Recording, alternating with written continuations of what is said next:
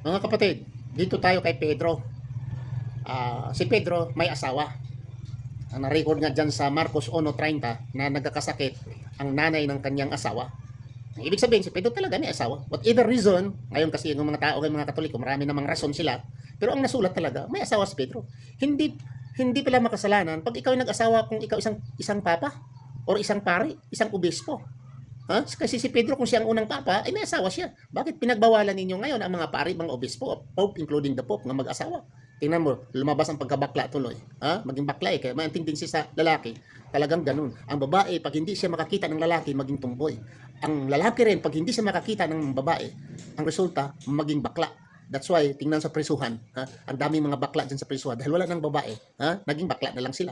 So yun nga, pag pinipigilan mo yung utos ng Panginoon, bigay ng Panginoon sa'yo, tapos pipigilan mo ang resulta, mga pedophiles, ay mga homosexual sila, mga sexual abuses, dahil pinagbabawal ninyo ang utos ng Diyos na sana pwede.